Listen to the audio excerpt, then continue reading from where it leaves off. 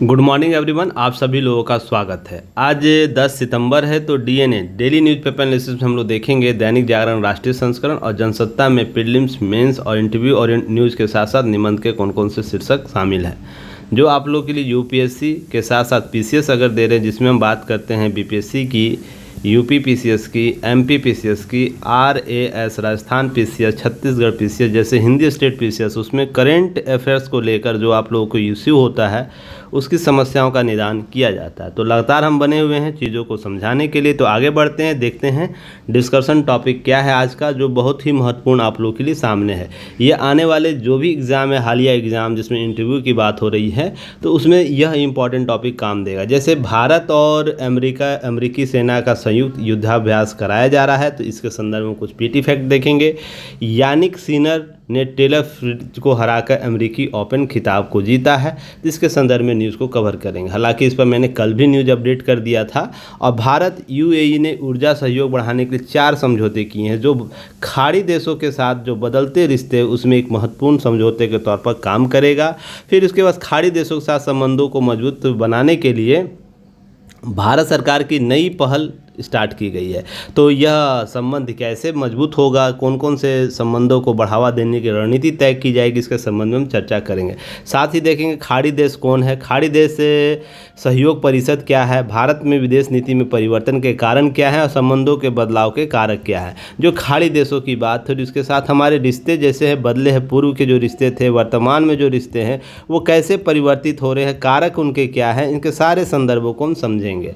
Next आगे topic देखेंगे, वैश्विक सहकारिता सम्मेलन में पहली बार मेजबानी करेगा भारत। तो यहाँ से पहली बार है, तो पीटी फैक्ट के लिए आप लोग ध्यान रखिएगा, ये इंपॉर्टेंट हो जाएगा। इंटरव्यू फैक्ट के लिए यह इंपॉर्टेंट हो जाएगा। तो यह संदर्भ हम समझने का प्रयास करेंगे। नेक्स्ट टॉपिक में आएंगे तो जल थल अभियानों के लिए सीडीएस जो हमारे हैं, उन्होंने जारी किया एक संयुक्त सिद्धांत। तो यह संयुक्त सिद्धांत क्या है, किस तरीके से काम करेगी सेनाएं, तो उसके संदर्भ में हम चर्चा करेंगे। भारत ने ओलंपिक अभियान को आईना दिखाता है पैरा एथलीट। जो पैरा एथलीटों ने जो अपने अभियान में जो पदक जीते हैं और सर्वश्रेष्ठ प्रदर्शन किया है, तो इसके संदर्भ में जो बातें हो रही हैं, तो हम कुछ आकलन देखेंगे, कुछ बातों को समझने का प्रयास करेंगे। देखिए, आईआईटी खड़गपुर के द्वारा एक रिसर्च आया जिसमें बोला जा रहा है कि ओजोन परत में कोई गंभीर छेद नहीं है। तो क्या बदलते रिश्ते में बदलते जो नीतियाँ हैं, जो सतत विकास के लिए, जलवायु परिवर्तन के लिए जो नीतियाँ हम लोग बना रखे हैं, उस पर प्रश्न चिन्ह खड़ा होता है। तो यह सारे संदर्भ को हम समझेंगे और आपको चीज़ों को समझाने का प्रयास करेंगे। फिर संपादकीय में देखेंगे, व्यवस्था के चक्रव्यूह में घिरे हैं लोग। तो कौन सी व्यवस्थाओं के चक्रव्यूह में घिरे हैं? क्या हम 3 सत्ता की बात करते हैं, जो 3 व्यवस्था हमारे लिए बनाई गई है, कार्यपालिका, विधायिका और न्यायपालिका। तो क्या इन व्यवस्थाओं के साथ जो समय के साथ निर्णय नहीं हो पाता है, तो क्या लोग उस व्यवस्था के चक्रव्यूह में फंसे हुए हैं या फिर नेक्स्ट टॉपिक पर आएंगे, तकनीकी आधारित नई कृषि क्रांति की तैयारी। तो किस प्रकार की नई कृषि क्रांति की बात हो रही है, सारे मुद्दों पर हम आज विस्तृत रूप से चर्चा करेंगे। अंतिम समय तक बने रहिएगा। आगे जो भी बातें बताई जाएंगी आपके लिए केवल एग्जाम ओरिएंट बातें होंगी। तो चलिए आगे बात करते हैं। लाइक शेयर सब्सक्राइब जरूर कीजिएगा। हम विभिन्न प्लेटफॉर्म पर आपके साथ जुड़े हुए हैं। आपको यह क्या करना है, हम जो आपको 100% संतुष्टि के साथ जो चीज़ें उपलब्ध करा रहे हैं, नई नई चीज़ें, इनोवेटिव चीज़ें आप लोग के लिए लेकर आ रहे हैं, तो आप हमसे जुड़िए, लाइक शेयर सब्सक्राइब जरूर कीजिए, दोस्तों तक पहुँचाने का प्रयास कीजिए। देखिए, पंच तत्व लाया गया युक्ति है इसके द्वारा, जो आपके संपूर्ण अध्याय जो बीपीएससी आप लोग करना चाहते हैं, आगे यह यूपीएससी तक जाएगा, फिर यूपी पीसीएस भी हम लोग इस फील्ड में जाएंगे। तो फिलहाल बीपीएससी के लिए जो पंच तत्व लाया गया है, वो समझिए 5 मूल आधार के पर ही बेस कम करके किया गया है, जिसमें आप विभिन्न प्लेटफॉर्म भूमि, अग्नि, जल और आकाश, वायु को लेकर जो चीज़ें की जा रही है, जिसमें हम भूमि में आप लोग को प्रीलिम्स से संबंधित सारी चीज़ों को कवर करेंगे। अग्नि में आप लोग को मेंस के लिए जितना अग्नि इंपॉर्टेंट, मेंस इंपॉर्टेंट है। उसके बाद आंसर राइटिंग प्रोग्राम लगातार हम लोग 365 दिन करेंगे। तो यह जो क्षमता डेवलप होगी ना, लिखने की क्षमता जो डेवलप होगी, यह पंच तत्व के तहत दी जाएगी। फिर उसके बाद वायु के तहत करेंट अफेयर्स अर्थात हिंदी न्यूज़पेपर से संबंधित जो हम लोग करेंट अफेयर बेस बनाएंगे। ऐसा नहीं कि किसी साइट से चीज़ों को, अनऑथराइज्ड साइट से हम चीज़ों को लेंगे। पेपर जो डेली आप देखते हैं उससे बहुत से प्रश्न बनते हैं और वही प्रश्न आधार आपको बनता है, तो इस सारी चीज़ों को हम देखेंगे। और हिंदी एंड इंग्लिश का कोई यहाँ पेचीदा नहीं है, जो कंटेंट आपको हिंदी में मिलेंगे वही कंटेंट अप्रॉक्स इंग्लिश में मिलेंगे। व्याख्या कैसे की जा रही है, एग्जाम ओरिएंट की जा रही है, नहीं ये इंपॉर्टेंट होगा, जो आप पढ़ रहे हो क्या वो एग्जाम ओरिएंट है या नहीं, ये महत्वपूर्ण तथ्य है। आकाश में हम इंटरव्यू के संदर्भ में बहुत सी बातों को इस सारे घटनाक्रम में जब हम भूमि, अग्नि, वायु और जल के संदर्भ में जब हम बातें करेंगे तो इंटरव्यू के लिए क्या इंपॉर्टेंट है इसके समग्र को हम देखते हुए आगे बढ़ेंगे, ताकि जब आपका अंतिम समय में जब इंटरव्यू आए तो आप 2-4-10 दिनों में परेशान ना हो, आपकी तैयारी आपके 365 दिन के दौरान ही हो जाए। उसके बाद देखिए आपको एक लिंक शेयर किया गया, बार कोड शेयर किया गया, जिसमें युक्ति है इसके सभी प्लेटफॉर्म आप इसमें जुड़ सकते हैं। टेलीग्राम चैनल से, MCQ चैनल से, जो MCQ डेली कराई जाती है हमारे द्वारा, आपको वहाँ से आप जुड़ सकते हैं। टेलीग्राम, इंस्टाग्राम, फेसबुक, यूट्यूब, फिर उसके बाद व्हाट्सएप चैनल, सभी जगह उपलब्ध, आपको यह लिंक उपलब्ध करा देगा। आप इसको स्कैन करके क्लिक कर लीजिएगा अपनी आवश्यकता के अनुसार, और मोर आपको कंटेंट हमसे जुड़ सकते हैं। चलिए आगे हम बात करेंगे इसके अतिरिक्त। देखिए आपको डेली आपको डू यू नो दिया जाता है और यह आप ज़रूर इसे वॉच करिएगा। यह क्या करेगा, 365 दिन आपको एक 365 टॉपिक को कवर कराएगा, जिसमें आपको संक्षिप्त जानकारी होगी, उसके साथ उसमें वो अपडेट क्या है ये आपको पता चल जाएगा। तो डू यू नो आपको इंस्टाग्राम पर, फेसबुक पर सभी जगह उपलब्ध कराए। सबसे पहले आपको व्हाट्सएप चैनल पर कराए जाते हैं। व्हाट्सएप चैनल जो युक्ति है इसका है, आप उस पर देख सकते हैं। इसके लिए आप स्कैन कर सकते हैं इस बार कोड को और डायरेक्ट हमारे व्हाट्सएप चैनल से जुड़कर इसे प्राप्त कर सकते हैं। देखिए प्लास्टिक प्रदूषण भारत शीर्ष स्थान पर कल के न्यूज़ में था। बहुत इंपॉर्टेंट ये प्रश्न में आपसे यहाँ से पूछेगा, इसके बारे में कौन कौन शीर्ष 10 देश है, अन्य देशों का जो ब्रिटेन और US की बात करें कितने रैंक में है, प्लास्टिक प्रदूषण से क्या हानिकारक होता है, ये सब संक्षिप्त जानकारी आपको दी जाती है। दोनों लैंग्वेज में दी जाती है, तो आप इसे उपलब्ध कर सकते हैं अपने लिए। चलिए आगे हम बात करेंगे, न्यूज़ पर आते हैं। देखिए 4 महत्वपूर्ण समझौते हुए हैं किनके बीच, भारत और UAE के संबंध में। कुछ क्वेश्चन का पहले उत्तर आप लोग दीजिएगा कमेंट सेक्शन में। UAE की लोकेशन क्या है, अर्थात इसकी जो ज्योग्राफिकल इंडेक्स है कहाँ पर है, यह कहाँ स्थित है, किस इसके आस पड़ोस, अर्थात पूरब में कौन देश है, पश्चिम में कौन देश है, उत्तर में कौन है और दक्षिण में कौन है। इस तरीके से आप इसलिए याद बताइएगा कि यह प्रश्न यहाँ से पूछा जा चुका है। UAE कितने प्रांतों से जुड़कर बना है, यहाँ से प्रश्न BPSC के एग्जाम यहाँ से प्रश्न पूछे गए हैं, जाके PYQ को आप जरूर देखिएगा। चलिए आगे हम बात करेंगे कि भारत ने क्या किया है कि दोनों के अहमियत पहले मुकाबले अब बढ़ गई है। 3 दिवसीय भारत दौरे पर आए UAE के 7 राज्यों के अमीरात, संयुक्त जो UAE 7 राज्यों का एक अमीरात है, जहां BPSC ने यहाँ से प्रश्न पूछा था, याद करिएगा लास्ट ईयर में। अब उसके जो अबू धाबी के क्राउन हैं, ध्यान रखिएगा, प्रिंस शेख खालिद बिन मोहम्मद बिन जायद अल नहयान PM मोदी से मिलते हैं और उसके द्विपक्षीय वार्ता करते हैं। ऊर्जा क्षेत्र में जुड़े 4 महत्वपूर्ण समझौते होते, जिसमें न सिर्फ UAE के साथ बल्कि दीर्घकालिक अवधि के लिए जो LNG आपूर्ति है, LNG आपूर्ति को क्या करते हैं, महत्वपूर्ण रूप से रास्ता साफ होता है। इसके लिए ध्यान रखिएगा हमने क्या क्या कर रखा है। देखिए ध्यान यहाँ रखने की आवश्यकता है ना, हम किन देशों के साथ क्या क्या समझौते कर रहे हैं। द्विपक्षीय व्यापार को बढ़ावा देने के लिए क्यों हमारे लिए अरब कंट्री जो है, अरब कंट्री क्यों इंपॉर्टेंट हो गई, अरब कंट्री हम बात कर रहे हैं अरब कंट्री की, तो यह अरब कंट्री क्यों महत्वपूर्ण होगी, इसको समझने की आवश्यकता है। आपसे प्रश्न यहीं से पूछा जाएगा कि हमने क्या समझौते किए, उससे ज़्यादा इंपॉर्टेंट हो जाता है क्यों समझौता हो रहा उधर। हम जबकि विश्व में या तो इस वर्तमान सरकार की छवि अरब कंट्री विरोधी मानी जाती थी जब आने से पहले, पर भारत सरकार में जब वर्तमान जो सरकार है वो ज़्यादा, सबसे ज़्यादा अरब कंट्री की तौर ही इंटरेस्ट ले रही है, और अरब कंट्री के भी लोग वर्तमान सरकार पर ज़्यादा इंटरेस्ट ले रहे हैं। इसका कारण क्या है, इसे समझने का प्रयास कीजिएगा। चलिए समझने का प्रयास करते हैं। अब देखिए दोनों देशों के बीच हम समझौते हुए, जिसमें UAE भारत को 2 सरकारी कंपनी जैसे इंडियन ऑयल और भारत पेट्रोलियम के संयुक्त उद्यम में अबू धाबी एक तेल ब्लॉक के लिए उत्पादन की मंजूरी दी। तो आपसे यहाँ से प्रश्न पूछे किन कंपनियों को अबू धाबी में आपको तेल के ब्लॉक को उत्पादन के लिए मंजूरी दी गई। उसी तरीके से यह पहला मौका जब किसी भारतीय कंपनी को UAE में ऊर्जा ब्लॉक सीधे उत्पादन करने की क्षमता आपको अनुमति दी गई। तो कितना इंपॉर्टेंट फैक्ट है इसे समझिएगा। यहाँ से प्रश्न डायरेक्ट आपको पूछे जाते हैं। दो कंपनियों का नाम याद रखिएगा, इंडियन ऑयल और आपको क्या है, भारत पेट्रोलियम। उसके अतिरिक्त 15 वर्ष के लिए LNG समझौता हुआ, जिसमें जो ONGC और गेल और अबू धाबी कंपनी जो है उसके बीच समझौता हुआ है। तो LNG समझौता क्या है, इसे मुझे आपको LNG जो गैस है उसके बारे में बताइएगा, ये क्या होता है, किस तरीके से यह काम करता है। उसके बाद देखिए, Bharat 10 lakh metric ton LNG की आपूर्ति करेगा। यह अहम समझौता nuclear power corporation of India limited और अमीरात न्यूक्लियर एनर्जी कॉरपोरेशन के बीच हुआ। तो ये सब पहली बार भारत क्या करता है, खाड़ी देश किसी देश परमाणु ऊर्जा की संभावना पर काम करेगा। तो यह भी इंपॉर्टेंट हो जाता है। तो आपको इस समझौते के तहत दो महत्वपूर्ण फैक्ट तो याद ही रखने हैं। पहला कि किससे पहली बार भारतीय कंपनी को अबू धाबी में आपको क्या दिया गया, पहली बार मौका दिया गया। दूसरा कि आपको दूसरी समझौते परमाणु ऊर्जा के क्षेत्र में सहयोग किया गया। तो ये दो फैक्ट याद रखिएगा। चलिए आगे बात करते हैं।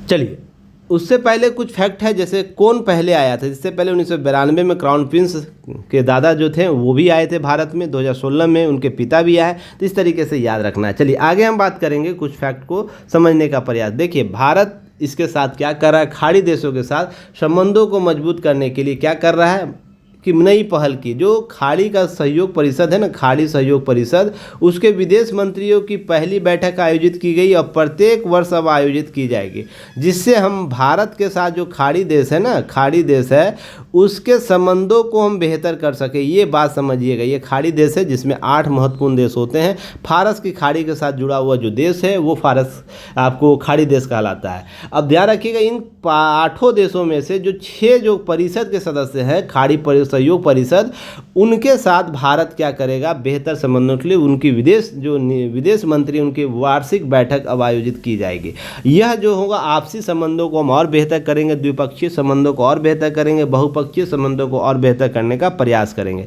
अब देखिए ध्यान रखिएगा, GCS के 6 सदस्य देशों जैसे Bahrain, Kuwait, Oman, Qatar, Saudi Arab और संयुक्त अरब अमीरात के विदेश मंत्रियों के साथ पहली बैठक आयोजित की गई। अब यहाँ पर समझने का बात है कि जब भारत लगातार एक दूसरे के साथ संबंध स्थापित करेगा तो क्या होगा, जो विरोध के कारक जो इन क्षेत्रों में संपूर्ण अरब कंट्री में है, तो वहां पर हम संतुलन की स्थिति कायम कर पाएंगे। तो यह समझने की आवश्यकता होगी ऐसा क्या कारक है जो आपको भारत को इस ओर सोचने पर मजबूर कर रहा है और इन लोगों को भारत की तरफ सोचने का मजबूर कर रहा है। तो इन सारे कारकों को हम देखेंगे, समझेंगे। चलिए आगे हम इसके अतिरिक्त बात करेंगे कि भविष्य में दूरगामी लक्ष्य के अवसरों को खाका तैयार किया जाएगा। GSC के तहत क्या किया जाएगा, भारत के ऐतिहासिक रिश्ते अब अर्थ, ऊर्जा, रक्षा, प्रौद्योगिकी क्षेत्र तक विस्तारित हो गए। विदेश मंत्री गाजा फिलिस्तीन के मुद्दे पर उन्होंने कहा कि गाजा की मौजूदा स्थिति हमारे लिए बहुत चिंता का कारण है। इस मुद्दे में हमारे सैद्धांतिक रुख रहा है। भारत आतंकवाद और बंधक बनाने की निंदा करता, लेकिन लड़ाई के निर्दोष नागरिकों मारे जाने में हमें बहुत गहरा दुख है। यह बातें कर रहा। भारत दो तरफा बातों करता है, जिसमें एक तरफ तो आतंकवाद जैसी घटना को वो क्या कहता है, विरोध करता है। दूसरी तरफ जो है कि आप जो नागरिक मारे जा रहे हैं ना, जो निर्दोष हैं, वो उसकी हत्या जो हो रही है अप्रत्यक्ष या प्रत्यक्ष रूप से, वो गलत है। तो यह ध्यान कि एक तरफ तो सही वो बातें कहता है, एक तरफ गलत बातें एक ही मुद्दे पर है। तो इसलिए ध्यान रखिएगा, संतुलन की स्थिति बनाए रखने की आवश्यकता है कि सभी देश इस तथ्य को समझ सके कि भारत का जो कंसर्न है दोनों स्तरों पर सही है, दोनों स्तरों पर सही है और दोनों स्तरों पर सुलझाने की आवश्यकता। अभी हाल ही में आपको इन सब चीज़ों को लेकर बातें चल रही। चलिए आगे हम बात करेंगे। देखिए अभी मैं यही बात कर रहा था कि जो गल्फ़ कंट्री है, गल्फ़ कंट्री जो हम बात करते हैं या हम खाड़ी देश की बात करते हैं, देखिए इसमें 8 देश होंगे, जिसमें हम बहरीन की बात करते हैं, सऊदी अरब की बात करते हैं, UAE की, कतर की बात करते हैं। तो इस तरीके से आपको ध्यान रखें, इराक है, ईरान है, इस तरीके से 8 देश आपको इसके जो फारस के साथ पर्सियन गल्फ़ से जो जुड़े देश हैं, जिसमें 8 देश आते हैं, वो शामिल होते हैं। अगर इसके अतिरिक्त हम बात करें कुछ चीज़ों को, तो ध्यान रखिएगा इसके अतिरिक्त खाड़ी देश के संदर्भ में कुछ बातें याद रखनी है। जैसे आपको खाड़ी देश है क्या, जिन देशों की सीमा सीधा सीधी फारस खाड़ी से मिलती है उसे खाड़ी देश कहते हैं। अब फारस की खाड़ी में 8 देश हैं, जिसमें मैंने अभी शुरू में बात की थी, जिसमें आपको याद रखना संयुक्त अरब अमीरात, Qatar, Bahrain, Kuwait, Iran, Iraq, Oman, Saudi Arab. तो ये महत्वपूर्ण 8 देश हैं। पर इसके अतिरिक्त ध्यान रखना, खाड़ी जो परिषद है उसमें 2 नाम हटा देना, बाकी 6 लोग आपको हैं। तो कौन 2 नाम है याद रखना है, कुवैत, ओमान, सऊदी अरब, संयुक्त अरब अमीरात, कतर, बहरीन आपको इसके शामिल है। तो इसका मतलब है कि 2 देश का मतलब किसकी बात हो रही है, 2 देश कहने का मतलब आपको इराक और किसकी हो रही है, ईरान की बात हो रही है। ये जो दो देश है, आपको इसमें इसके सदस्य नहीं है, जो संयुक्त जो सदस्य है खाड़ी देशों का, उसका सदस्य नहीं है। तो इस तरीके से आपको क्या करना है कि इन तथ्यों को जानकारी अच्छे से रखनी है। अब हम बात करेंगे इसी तहत यह क्या करता है, 6 खाड़ी सहयोग परिषद जिसे GCC कहते हैं संस्थापक सदस्य के तौर पर। यद्यपि ईरान और इराक भी फारस की खाड़ी के साथ अपनी सीमा साझा करते हैं, लेकिन वो परिषद के सदस्य अब तक नहीं बने हैं। तो इस तरीके से आपको PT फैक्ट याद रखना। अब है कि विदेश नीति परिवर्तन के कारण क्या है, जो मैं लगातार बात कर रहा हूँ शुरू से कि परिवर्तन आखिर क्यों हो रहा है। तो इनके तथ्यों को समझिएगा। जैसे मध्य पूर्व, इस मध्य पूर्व का महत्व, भारत की विदेश नीति में मध्य पूर्व की स्थिति जो है, आपको ये जो मध्य पूर्व की स्थिति है उसमें बदलाव चिन्हित किए जाने के लिए जो भारत ने खाड़ी क्षेत्र में अपने साथ बढ़ावा दिया है, उसके लिए ऐतिहासिक बदलाव 4 देशों के समूह में गठन देखा जा सकता है, जिसका अनावरण अक्टूबर 2021 में हुआ था, जिसमें हम I2U2 का नाम देते हैं, जिसमें भारत, इजराइल, संयुक्त अरब अमीरात और संयुक्त राज्य अमेरिका साथ में था। तो यहाँ से BPSC ने प्रश्न भी मेंस में पूछा है। हालांकि मैं इसके संदर्भ में कुछ PT फैक्ट भी आप लोगों को दिया था, याद रखिएगा। आप लोग इन सब चीज़ों को अच्छे से कंसर्न जब तक नहीं कीजिएगा कौन सा क्षेत्र हमारे लिए महत्वपूर्ण है, तो वहाँ से प्रश्न बनते हैं। जैसे ये संगठन का गठन होता है, आपको 2022 में इसके प्रश्न देखने को मिल जाते हैं। भारत इस धारणा को अस्वीकृत करते हुए अपनी विदेश नीति में परिवर्तित किया कि हम केवल उन देशों के साथ वैकल्पिक रिश्ते बना कर रखेंगे जिसमें हम इजराइल की बात करते हैं कि उसकी नीति में हम बात हमेशा सार्थक रूप से काम करेंगे। पर ऐसा नहीं, आवश्यकता के अनुसार हमें बदलाव की ज़रूरत है। हम रिश्ते इजराइल के साथ रखेंगे और हम रिश्ते खाड़ी देशों के साथ भी रखेंगे। अब हम यहाँ पर संतुलन की स्थिति को कायम करेंगे। जैसे हम अमेरिका के साथ भी रिश्ते बेहतर रखते हैं और रूस के साथ भी रिश्ते बेहतर रखते हैं। अब यूक्रेन के मुद्दे पर हम क्या कर रहे हैं, यूक्रेन को भी सपोर्ट कर रहे हैं, रूस को भी सपोर्ट कर रहे हैं, पर दोनों के स्तर अलग अलग है और दोनों को हम समझाने का भी प्रयास कर रहे हैं कि कैसे हम बेहतर प्रबंधन कर सकते हैं। इसके अतिरिक्त ध्यान रखिएगा, जब हम इस तरीके से जब चीज़ों को लेकर चलते हैं तो देखिए सबों के हितों के मुद्दे इंपॉर्टेंट हो जाते हैं। सभी के हितों, जो हित होंगे, राष्ट्रीय हित होंगे, अंतर्राष्ट्रीय हित होंगे, वो क्या हो जाते हैं, इंपॉर्टेंट हो जाते हैं हितों के संदर्भ में। तो इसे ही समझने का प्रयास करेंगे। अरब 2 साम्राज्य जैसे सऊदी अरब और संयुक्त अरब अमीरात के साथ भारत सहज संबंधों का रूपांतरण हुआ है, ठोस रणनीति साझेदारी डेवलप हुई, निर्माण हुई है। इस तरीके से और भी बदलाव, कारक क्या रहे हैं, बदलाव के कारक रहे हैं। तो सबसे इंपॉर्टेंट याद रखिएगा, अंतर्राष्ट्रीय सौर गठबंधन एक महत्वपूर्ण कारक के तौर पर माना जाता है, जिसमें UAE, सऊदी अरब, ओमान, बहरीन, जब ये 4 देश साथ आते हैं तो उनके साथ वैचारिक रूप से क्या होता है, वैचारिक रूप से समर्थन साथ में आता है और अंतर्राष्ट्रीय मुद्दों पर एक साथ दिखते हैं। जैसे हम बात करें, आपको तृतीय विश्व के नेता के तौर पर आपको अल्प विकसित और प्लस विकासशील मुद्दों पर अपने साझे बयान के तौर पर हम संयुक्त राष्ट्र में बदलाव के मुद्दे पर, आतंकवाद के मुद्दे पर हम एक साथ दिखते हैं। फिर आपको विश्व सतत विकास के लक्ष्यों को प्राप्त करने के लिए जलवायु परिवर्तन के मुद्दे पर, इन सब सारे मुद्दों पर जो ये 4 देश है ना, अंतर्राष्ट्रीय सौर गठबंधन जो बना था भारत में, तो उसके संदर्भ में इन सारे मुद्दों पर जब एक मंच पे आने लगे, एक विचार एक साथ आने लगा, तो इन सारे मुद्दों पर भारत के साथ ये चारों देश लगातार देखने को मिल रहे हैं। तो इस तरीके से आपको समझिए, ये महत्वपूर्ण एक बदलाव का केंद्र माना गया जब ये अंतर्राष्ट्रीय सौर गठबंधन हुआ। अब मुझे यहाँ से PT फैक्ट बताइएगा, सौर गठबंधन के संदर्भ में पूरी तरह आप लोगों को न्यूज़ दे रखा है, जाके पहले का वीडियो जरूर देखिएगा और लगातार एक वीडियो देखिए, पुराने हो स्टूडेंट हो या नए स्टूडेंट हो, रिवाइज करना बहुत ज़रूरी है। फास्ट पर जो नए स्टूडेंट हैं उनको स्लो फॉरवर्ड में देखना चाहिए, नए स्टूडेंट है फास्ट फॉरवर्ड में देखिए, ताकि हम न्यूज़ को बेहतर तरीके से और भी समझ सकें। पेपर को जितना अच्छे से आप लोग समझिएगा, आपके उत्तर PT और मेंस के स्तर पर उतने ही बेहतर होंगे। क्लियर हो गया?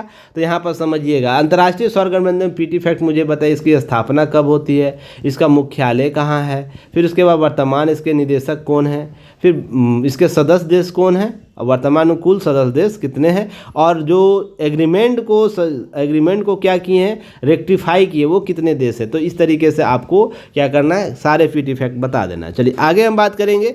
खाड़ी देश जो क्षेत्र है अपने ऊर्जा संसाधनों पर प्रमुख अंतर्राष्ट्रीय व्यापार मार्गों के चौराहे पर है। अब हम बात करें अपनी स्थिति कारण ये रणनीतिक महत्वपूर्ण है। जब हम भारत से साथ या हम मलक्का जल संधि से होते हुए, हिंद महासागर होते हुए जब हम यूरोप में जाना चाहते हैं या अमेरिका में हम जाना चाहते हैं, तो हमको इस क्षेत्र से गुजर के जाना पड़ता है ना, गुजर के जाना, फारस के सारे अदन की खाड़ी से होते हुए, स्वेज नहर होते हुए कहाँ जाना होता है, इस ओर। तो यह अंतर्राष्ट्रीय व्यापार मार्ग के क्षेत्र में, अंतर्राष्ट्रीय व्यापार मार्ग के चौराहे पर है। तो यहाँ पर नियंत्रण स्थापित करना, कूटनीतिक नियंत्रण स्थापित करना इंपॉर्टेंट फैक्टर बन जाता है, जिसके कारण हम जब तक सहयोग की नीति नहीं अपनाएंगे तो हमारे संबंधों में बेहतरी नहीं आएगी। हम अगर विषम परिस्थिति में होंगे तो ये देश बढ़ चढ़ कर हमारा सपोर्ट नहीं करेंगे। इसका एग्जाम्पल आपको देखने को मिल जाता है जब हेती जो हमला होता है उसमें इन देशों का सहयोग होता है।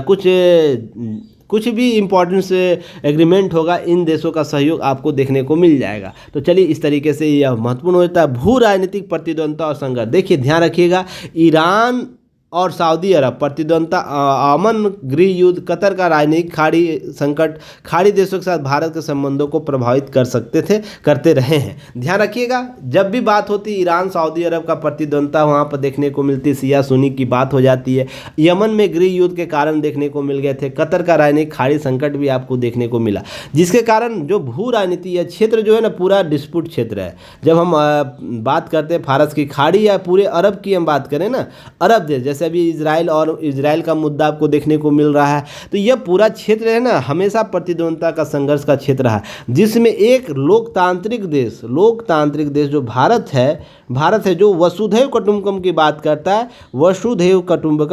करता है, इसकी नीतियों को यह सब लोग मानते हैं, इराक ईरान को छोड़कर। तो इन सब चीज़ों को समझने की आवश्यकता है कि भारत को यहाँ पर रहने का अर्थ है कि हम उन देशों के साथ संबंध बेहतर करने का प्रयास कर रहा है, अरब कंट्री जो अपनी वसुधैवा का धारण करता था, विश्व को एक धारण के तौर पर देखता है, विश्व को एक कुटुंब के तौर पर देखता है, इसको एक परिवार के तौर पर देखता है। तो देखिए मजबूती कहाँ से मिलती है, मजबूती आपको परिवार के साथ रहने से मिलती है। ऐसा नहीं कि 5 परिवार में लोग हैं तो पांचों 5 तरीके से विचार अपने रखते हो, 5 तरीके से अपने आचरण करते हो, अलग अलग आचरण जरूर होंगे, पर उसका जब समग्र निकाला जाए तो पांचों के समग्र इसमें मिलने चाहिए। जब इस तरह के विचार आते तो सबसे शक्तिशाली परिवार वो माना जाता। तो विश्व में समझिए जो संगठन इन विचारिक रूप से एक दूसरे के साथ होंगे, सहयोग करेंगे, तो विश्व में कैसे वो राज कर पाएंगे, अपने कूटनीतिक तौर पर, अपने आर्थिक नीतियों के तहत, अपने सामरिक नीतियों के तहत। ये चीज़ें आपको समझने की आवश्यकता है। चलिए आगे बात करते हैं। चाइना फैक्टर भी इंपॉर्टेंट काम करता है भारत की दृष्टि से।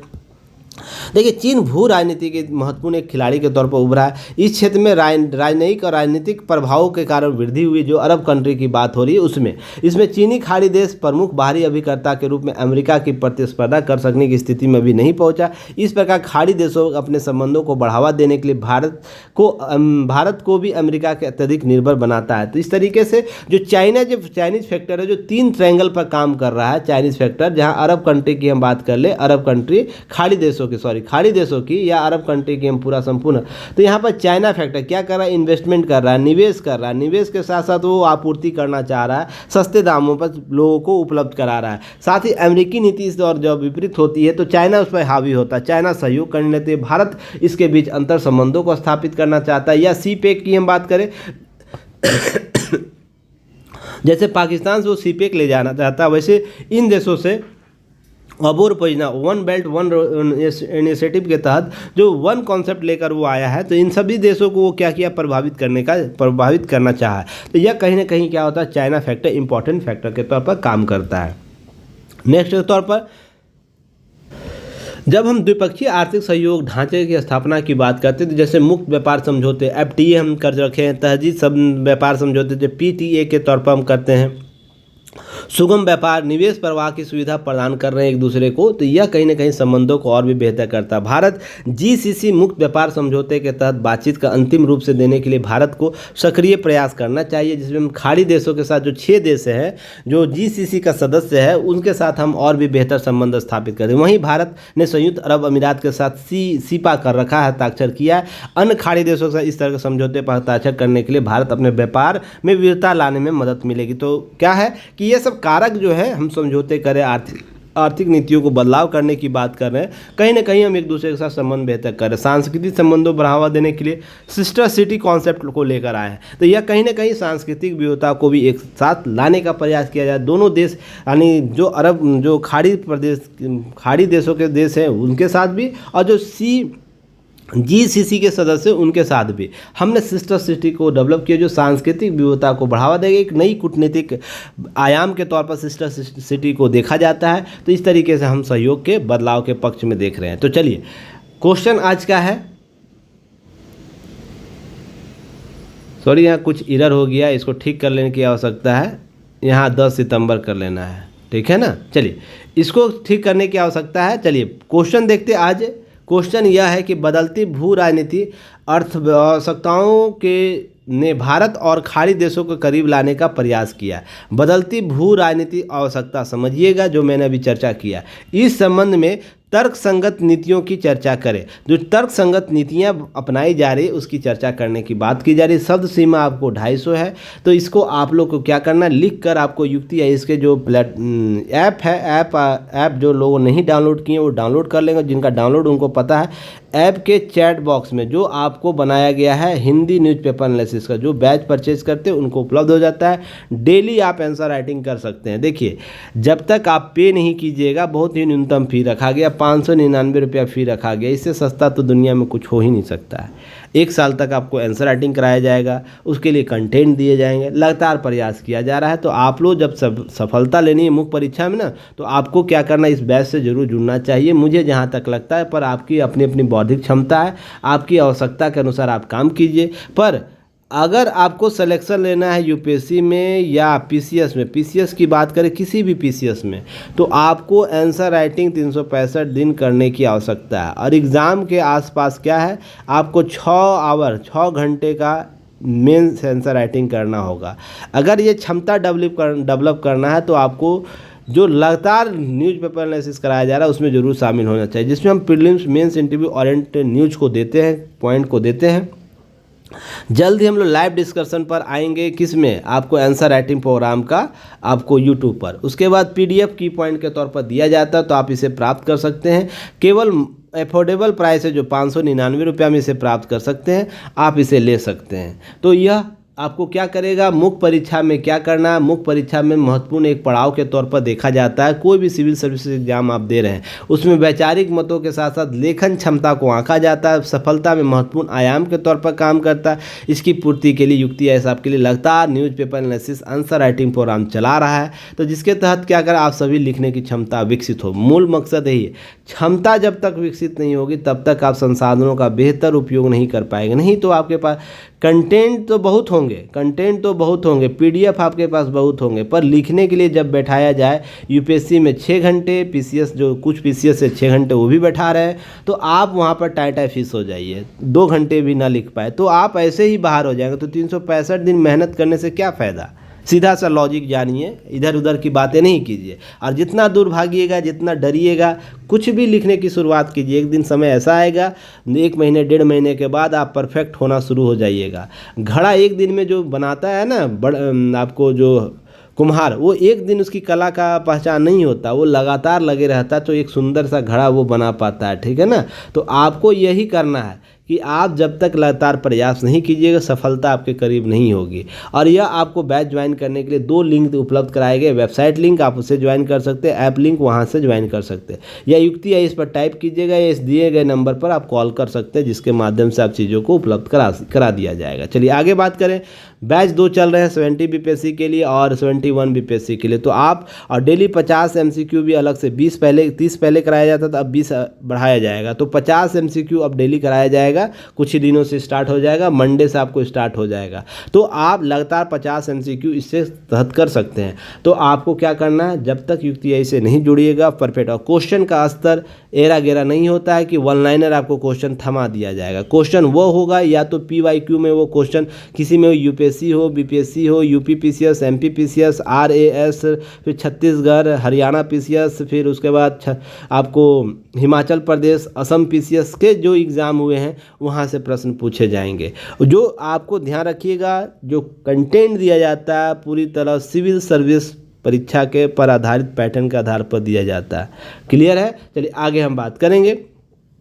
वैश्विक जो सहकारिता सम्मेलन पहली बार मेजबानी करेगा भारत, तो यहाँ पर PT फैक्ट याद करना है। यह देखिए क्या है, अंतर्राष्ट्रीय सहकारिता गठबंधन जिसे ICA कहते हैं, सम्मेलन महासभा का आयोजन होने जा रहा है। यह दिल्ली के भारत मंडप में 25 से 30 नवंबर के बीच होगा। तो पहले तो याद रखना है कब से कब के बीच होगा, 25 से 30 नवंबर होगा। अभी सितंबर चल रहा है तो अगले महीना होगा। यह वैश्विक स्तर पर सहकारिता का शीर्ष संगठन है जिसमें 130 वर्ष का इतिहास, भारत में पहली बार मेजबानी का मौका मिला। तो देखिए कितनी बड़ी उपलब्धि है। यहाँ से आपको मेंस के भी प्रश्न पूछे जाएंगे, ध्यान रखिएगा यहाँ से, क्योंकि इतनी बड़ी उपलब्धि भारत को मिल रही है जहाँ 130 वर्ष का इतिहास है, जिसमें पहली बार इसे क्या दिया जा रहा है, मौका दिया जा रहा है अध्यक्ष बनने का। तो यहाँ पर ध्यान रखिएगा आयोजन करने का। तो इस तरीके से समझिएगा, यह मेंस के लिए भी हो जाएगा, यह इंटरव्यू के लिए भी इंपॉर्टेंट हो जाएगा। तो ये आपको इसको PT के लिए तो है ही है, तो आपको यहाँ समझने की आवश्यकता होगी कि आपको इसके लिए क्या क्या फैक्ट आपको याद होने चाहिए।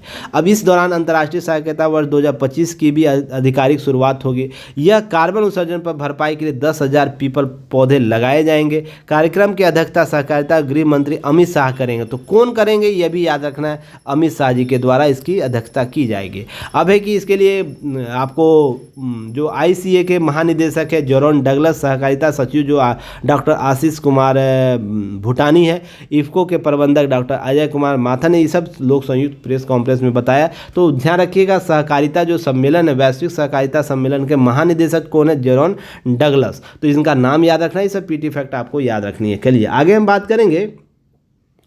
ऐतिहासिक रहा यह मामला जब जल थल अभियानों के लिए CDS ने जारी किया संयुक्त सिद्धांत, जिसमें बात की जा रही है ना कि हम क्या करें। तीनों सेनाओं की समिति की बैठक के दौरान संयुक्त सिद्धांत रक्षा मंत्रालय के ऐतिहासिक करार दिया है, जिसमें साइबर स्पेस के अभियानों के लिए संयुक्त सिद्धांत जारी किया गया। तो सबसे पहले तो आपको यही याद रखना है कि संयुक्त सिद्धांत किस क्षेत्र के लिए जारी किए गए। तो जो साइबर अपराध लगातार बढ़ रहे हैं ना, साइबर स्पेस के जो अभियानों के लिए यह किया गया है। दूसरा दस्तावेज है, इसमें सेनाओं के संयुक्त एकीकरण जो साइबर स्पेस अभियानों के लिए किया जा रहा है। अब इसके तहत ध्यान रखिएगा, विशेष रूप से जल थल अभियानों को समुचित किया जाएगा। लोग सैन्य वातावरण में सैन्य कमांडो जल थल अभियानों का मार्गदर्शन कर पाएंगे। हम क्या कर जल थल के शांत दिनों में हिंद महासागर उनके क्षेत्र में अभियानों को संचालित करके क्या रहेंगे, तैयार रहेंगे। ये सब बातें की जा रही, ताकत प्रदान की जाएगी। पहली बार हेडक्वार्टर में इंटीग्रेटेड डिफेंस स्टाफ तीनों सेनाओं के वरिष्ठ अधिकारियों ने एक संयुक्त परिचालन समीक्षा मूल्यांकन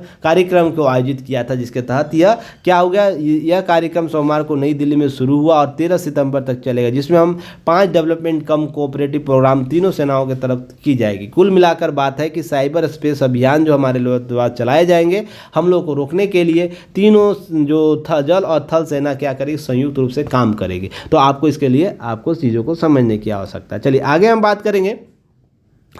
भारत के ओलंपिक अभियानों को आईना दिखाते पैरा एथलीट, इसमें कोई दो राय नहीं है। पिछले हम ओलंपिक की बात करें या इस बार की टोक्यो और पेरिस की बात करें, दोनों जगह जो पैरा ओलंपिक थे उन्होंने अपनी कुव्वत को साबित किया था, उन्होंने अपनी क्षमता को साबित किया था, उन्होंने विकलांगता को बाहर छोड़ दिया था कि हम पदक तालिका में जो समान वर्ग के लोग हैं जो ओलंपिक में भाग ले रहे हैं उनसे कहीं बेहतर है। देखिए क्षमता जगह लड़ाइयाँ जो होती है ना, क्षमता का प्रदर्शन दोनों समान होता है। ऐसा नहीं कि जो पैरा ओलंपिक वाले लोग हैं उनका कंपटीशन कम है, उनके में भी कंपटीशन हाई है, उन तो विषम परिस्थिति में चीज़ों को कर रहे हैं। यहाँ पर चीज़ों को समझने की आवश्यकता है। जब तक आप प्रदर्शन को साबित नहीं कीजिएगा ना, तो आपका आकलन ऐसे ही होगा। और यह प्रदर्शन कौन साबित कर रहा है, पैरा एथलीट लोग कर रहे हैं। तो भारत पैरा एथलीट में क्या हुआ, बाद देखिए 2016 में रियो में 2016 में 41वां स्थान पर थे, टोक्यो में 24वां स्थान पर थे और पेरिस में 18वां स्थान पर आ गए। तो यह कहीं ना कहीं आपको समझने की आवश्यकता है कि पैरा ओलंपिक में भारत लगातार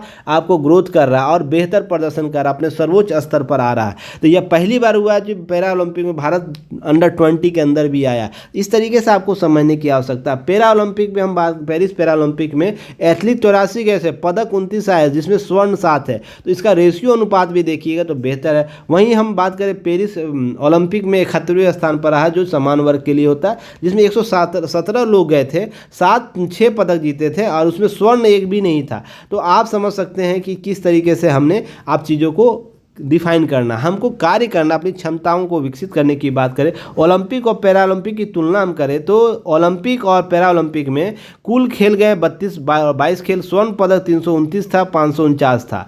अब है कि कुल देश 204 से 170 थे। तो यहाँ पर देखते हैं, यहाँ पर क्षमता निर्माण के लिए पैरा ओलंपिक ने कितने बेहतर प्रदर्शन किए आपको समझने की आवश्यकता। चलिए, ये सब है थोड़ा सा अपने देश के लोगों को, ऐसा नहीं कि जो ओलंपिक के लोग समान वर्ग के थे उन्होंने अपनी क्षमताओं का प्रदर्शन बेहतर नहीं किया, वो उन्होंने अपनी तरफ से बेहतरी से काम करने का प्रयास किया। पर कुछ क्षमताओं को और विकसित करने की आवश्यकता है। सरकार को और भी नीतिगत रूप से सहयोग करने की आवश्यकता है, संसाधनों को और बेहतर करने प्रबंधन की आवश्यकता है। ये सब बातें आपको ध्यान में रखनी है। ओजोन की परत में कोई गंभीर छेद नहीं, ऐसी बातें की जाए IIT खड़गपुर के द्वारा। सेंटर फॉर ओशन रिवर जो atmosphere and land sciences Kerala का ये अध्ययन अंतर्राष्ट्रीय शोधकर्ताओं के साथ मिलकर किया। इस अध्ययन में शोधकर्ताओं ने पिछले 5 दशकों 1980 से 2022 के दौरान उष्णकटिबंधीय क्षेत्रों में ओजोन की कमी और ओजोन के स्थानीय प्रवृत्तियों की जांच के लिए जमीनी उपग्रह ओजोन माप का विश्लेषण किया, जिसमें यह बातें उभर कर सामने आई। अब ध्यान रखिएगा 2020 का डॉप्सन इकाई के तहत महत्वपूर्ण सीमा के तहत औसत जो काफ़ी ऊपर है। तो यह चीज़ें आपको ओजोन छिद्र की रपट करने वाले पहले अध्याय का पर्याप्त डेटा भरोसा किया गया था। मुख्य रूप से सतह पर 11 किलोमीटर की ऊंचाई तक जो महत्वपूर्ण 15 से 20 किलोमीटर की ऊंचाई के ओजोन के स्तर सटीक आकलन करने का पर्याप्त था। इस अध्ययन के पिछले शोधकर्ताओं ने इस्तेमाल किए गए आंकड़े में उच्च अनिश्चितता और कमियों को भी पहचाना, जिसके कारण गलत निष्कर्ष निकाले गए। तो अब परिभाषाएं बदल जाएंगी, ध्यान रखिएगा। जलवायु परिवर्तन की परिभाषाएं बदल जाएगी, प्रकृति बदल जाएगी कि कैसे अब जलवायु परिवर्तन इतना व्यापक हो रहा है। जब हम ओजोन छिद्र की बात कर रहे हैं, जब छिद्र कम ही है, नहीं के बराबर है, तो आप क्या करेंगे, अब व्याख्या कैसे करेंगे। इसलिए मैं बार बार पहले भी बोलता हूँ और पहले से ही चीज़ों को बोलता हूँ, जब निर्णय एसी रूम कहने का मतलब है ना किसी खास स्थान पर बैठकर आकलन कर लेना कुछ लोगों के साथ मिलकर, तो वो निष्कर्ष ऐसे ही देंगे जहाँ पर रिपोर्ट गलत होते हैं। अब पूरा विश्व 80 के दशक से लेकर 2022 के दशक में परेशान इतना रहा कि ओजोन छिद्र है तो हम क्या करेंगे। अब नए समय से अब नई चीज़ों को परिवर्तित करने की आवश्यकता हो, नई रणनीति बनाने की आवश्यकता होगी। तो यह IIT खड़गपुर का जो शोध आया है कहीं ना कहीं आपको प्रश्न चिन्ह खड़ा करता है पहले के शोधकर्ताओं पर। अब इसके अतिरिक्त ये बातें हो रही है ना कि उष्णकटिबंधीय निचले समताप मंडल में हम बातें लेकर आ रहे हैं, कैसे हम बेहतर करेंगे। उसके बाद उष्णकटिबंधीय क्षेत्रों में औसत ओजोन मान हमेशा 260 DU होता है, जो 2020 DU ओजोन छिद्र मानदंड से काफ़ी ऊपर है। तो सोच के देखिए, हाल के दशकों में उष्णकटिबंधीय देखी गई मामूली कमी वायुमंडल गतिशीलता परिवर्तन के कारण, न कि रसायन विज्ञान के कारण, यह वैज्ञानिक समुदाय के लंबे समय से पता चला। अब यह चीज़ें आपको समझने की आवश्यकता है कि हमको नई नई चीज़ें सीखनी पड़ेगी, ठीक है ना। नए नए अध्ययन आते हैं, विश्लेषण होता है, अपनी क्षमता जो टेक्निकल हम एडवांस होते जा रहे हैं, तो और भी हम व्यापक रूप से क्या कर पाते हैं, आकलन कर पाते हैं। इसके बाद निष्कर्ष आएगा, उसे हम लोग समझेंगे। चलिए आगे बात करते हैं।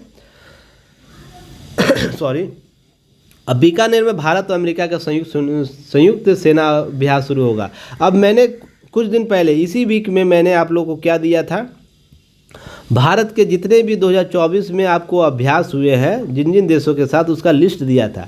आप लोग जाके उसे देखिएगा 2 दिन पहले 3 दिन पहले के ही, जिसका आपको जो टेलीग्राम पर भेजा जाता है ना, टेलीग्राम पर डेली आपको क्या है, टुडे टॉपिक जो डिस्कशन टॉपिक भेजा है तो वहाँ जाकर देखिएगा किस दिन आपको युद्धाभ्यास का चैप्टर दिया हुआ है उस दिन। मुझे इसी वीक का मुझे जहाँ तक याद है मैंने चर्चा किया है, तो आप लोग जाके उसे देख लीजिएगा, उसको चार्ट को फिर से याद कर लीजिए, वहाँ से एक प्रश्न जरूर होंगे।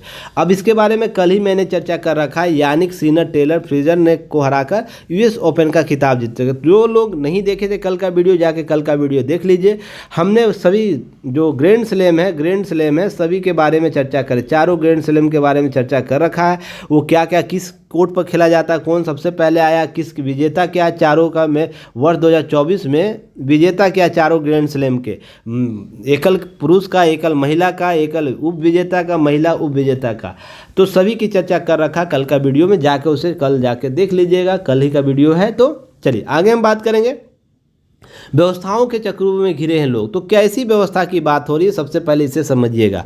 देखिए, दुनिया के सबल आर्थिक शक्ति बनने के दौर में भारत 5वें और के से तीसरे और तीसरे से पहले स्थान पहुंचने जैसे कुछ ऐसे सपने जिन्हें हम कुछ वर्षों में देखते आ रहे हैं। ऐसा हो सकेगा, इसकी घोषणाएं दांव, फिर सफलता आंकड़े का प्रसारण कमी हो पाएगी। यथास्थिति घिरी हुई है, विश्व के सूचकांक भी बताते हैं। जहां तक भारत आम आदमी की खुशहाली का प्रश्न है, दुनिया के दूसरे देशों के मुकाबले काफ़ी पीछे। ऐसा क्यों है? ऐसी बातें हो रही है। देश का कायाकल्प, योजनाओं की घोषणाओं में कोई कमी नहीं आई है। देश में जैसे है कि योजनाएं घोषणा होती है, उसके लिए धनराशि आवंटित भी होती है। महिलाओं के लिए सुरक्षा के लिए कदम नहीं उठे, बल्कि आर्थिक जीवन से उनके लिए सुरक्षा के लिए कदम ही नहीं उठे, बल्कि आर्थिक जीवन में उनके आरक्षण के विधेयक के पास हो गई है। ये सब बातें उभर कर सामने। हम बदलाव कर रहे हैं, हम हर क्षेत्र में बदलाव कर रहे हैं, पर ऐसी कौन सी व्यवस्था जिसके चक्रव्यूह में वो फंसे? आज युग तेजी से बदल रहा है, डिजिटल से कृत्रिम मेधा की तरफ हम बढ़ रहे हैं, मगर आपको समझने कि हम अपने नैतिक रूप से कहाँ पर स्थिति है। नौकरशाही, लाल फीताशाही, रिश्वतखोरी, देश में कर्णधारों के दोगलापन, मगर इस तरीके से जो बातें हो रही है, स्थगन संस्कृति, ये सब बातें हो रही हैं, कहीं ना कहीं क्या होती है, भारत में शीर्ष न्यायपालिका 75वीं वर्षगांठ के राष्ट्रपति ने स्पष्ट कहा कि स्थगन की संस्कृति को खत्म करने के लिए कुछ नए प्रयास होने चाहिए। अभी बहुत कुछ करना बाकी है। केवल न्यायपालिका में दंड विधान डेढ़ सदी के बाद लागू करने के बाद नहीं बनेगी। जब तक उसकी दंड विधाओं को लागू करने के लिए त्वरित प्रयास, सोच विचार नहीं डाला जाएगा, तब तक ये चीज़ें समयबद्ध नहीं हो पाएगी। उसके बाद अदालतों में तारीख पर तारीख का कॉन्सेप्ट चलता रहा है। अपहरण के जैसे मुद्दे बहुत गंभीर अपराध है, महिलाओं के अनुकूल हमें नियम कानून बनाने होंगे, त्वरित निष्पादन करना होगा, जिसमें पुलिस प्रशासन की भूमिका अहम हो जाती है। अब इसी तरीके से बदलाव की जा रही है। तो देखिए, दंड विधान के बारे में जो बातें हो रही है ना, मैंने इस पर पहले भी न्यूज़ बता रखा है। मैंने जिला प्रशासन लेकर सुप्रीम कोर्ट तक की जो प्रशासनिक इकाइयाँ हैं उसमें सुधार कैसे होनी चाहिए, नवाचार कैसे लाने चाहिए। हम त्वरित रूप से आंकड़े आप लोग को उपलब्ध कराए थे कि बातें तो सब करते हैं, पर धरातल पर जब फास्ट ट्रैक कोर्ट की स्थापना की जाती है तो बंगाल जैसे राज्य पीछे हो जाते हैं, जहाँ पर पूरा बवाल अभी इस महिला दुष्कर्म पर उठा हुआ है। सरकारें गिरने के एवज में है। फिर भी आपको समझने की आवश्यकता है हम कैसे नियमों का निष्पादन कर पा रहे हैं। इसलिए व्यवस्था है जो उसका चक्रव्यूह है, उससे बाहर निकलने की आवश्यकता है। जो हम संस्थागत रूप से वादे कर रहे हैं ना, संस्थागत रूप से जी हम लोक कल्याणकारी राज्य की धारणा को विकसित करेंगे, तो उसके लिए लोक कल्याण के कॉन्सेप्ट को समझना होगा कि यह कॉन्सेप्ट है क्या। केवल लोगों तक सूचनाओं को पहुंचा देना, योजनाओं को पहुंचा देना, परियोजनाओं को लागू कर देना मात्र है, या उसको समग्र जीवन तक बेहतर उपलब्धि देना, यह लोक कल्याण है। जब तक यह नहीं समझेगा ना प्रशासन, जिसमें न्यायपालिका की बात होगी, कार्यपालिका और विधायिका की बात होगी, अर्थात समग्र शासन व्यवस्था की बात होगी, जिसमें अस्थायी कार्यपालिका और अस्थायी कार्यपालिका दोनों नहीं समग्र रूप से काम करेंगे, तो हम तब तक प्राप्त नहीं कर पाएंगे व्यवस्थाओं को बेहतर करने के लिए। ये सब चीज़ समझने की आवश्यकता है। नेक्स्ट टॉपिक पर आते हैं, तो इसे समझिएगा। देखिए, तकनीकी तौर पर आधारित कृषि की नई क्रांति की बात होती है कि हम जो है सकल घरेलू उत्पाद में योगदान जो है कृषि का 15% है। वही भारत में आज 65% लोग कृषि से जुड़े हुए हैं। यह महत्वपूर्ण आंकड़ा है। कहीं ना कहीं जलवायु परिवर्तन देश की 65% आबादी पर गंभीर दुष्प्रभाव पड़ रहा है। वर्तमान सरकार के लिए लिए गए निर्णय मुख्य उद्देश्य किसानों को पर्यावरण संबंधी गतिविधियों के अनुकूल, क्लाइमेट रेसिडेंट जो होता है उसके लिए कार्य करने की बात कर रहा है। तो इस तरीके कृषि कल्याण की 7 नई योजनाएं, जो पहली योजना है डिजिटल एग्रीकल्चर मिशन, इसके तहत 2817 करोड़ रुपया आपको आवंटित किए गए थे। इसका उद्देश्य किसानों के जीवन के डिजिटली तकनीकों के माध्यम से आसान हो। दूसरा crop science for food and nutrition security. देखिए यह लेख आप अच्छे से आज रखिएगा, कटिंग करके रखिएगा, इसके नोट्स अच्छे से बना कर रखिएगा। कृषि को कैसे हम बेहतर कर सकते हैं, उसके संसाधनों को कैसे बेहतर प्रबंधन कर सकते हैं, आय कैसे सृजित कर सकते हैं, इसके लिए बहुत ही महत्वपूर्ण है। और उसके बाद कमियों को कैसे दूर करने के प्रयास किए जा सकते हैं, इसके लिए महत्वपूर्ण लेख दिया है।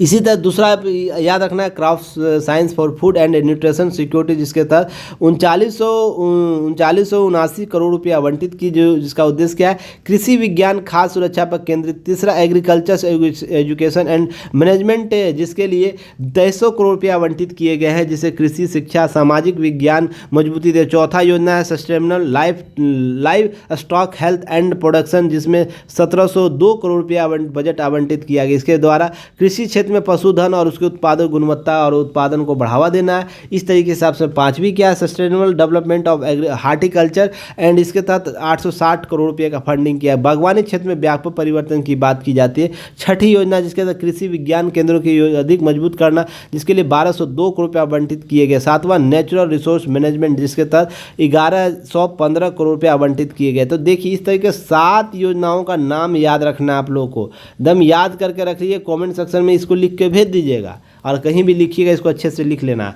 ये जो 7 कल्याणकारी योजनाएं कृषि को बेहतर करने के लिए वर्तमान सरकार की, वो कहीं ना कहीं कृषि को नई क्रांति की ओर लेकर जाएगी। इसके लिए डिजिटल एग्रीकल्चर मिशन की बात हो रही है, जिसमें हम बड़ी विशेषता क्या कहते हैं, इसके तहत सरकारी डिजिटल पब्लिक इंफ्रास्ट्रक्चर का निर्माण करें। डिजिटल इंफ्रास्ट्रक्चर कृषि के क्षेत्र में व्यापक बदलाव लेकर आएगा, ऐसी बात। इसके लिए आपको फार्मर आईडी दी जाएगी, वो आपको इसके लिए आपको पैसे आवंटित किए जा रहे हैं। आपको इसके लिए आपको संसाधनों का वितरण, इंफ्रास्ट्रक्चर डेवलप किया, सभी किसानों के लिए लाभान्वित होंगे। 2 वर्षों में 25-26 वर्ष के लिए पूरे किए जाने की लागू योजना रखी गई। इस मिशन में लाने की योजना सरकार 2021-22 में बनाई गई थी, लेकिन कोविड आ गया था। उसके बाद यह योजना 2023-24, 24-25 के बजट में वित्त मंत्री इस मिशन को पुनः शुरू करने की घोषणा की। इस मिशन का मुख्य उद्देश्य कृषि क्षेत्र में डिजिटल पब्लिक इंफ्रास्ट्रक्चर DPI का निर्माण करना, जिसमें सभी किसानों के जमीनों खेती के लिए जानकारी उपलब्ध कराना, डिजिटल रूप से उपलब्ध कराना। यह कहीं ना कहीं इन हिस्सों का विभाजित करता है, जिसमें किसान रजिस्ट्री की बात होगी। तीसरा फसल बुआई रजिस्ट्री की बात, जियो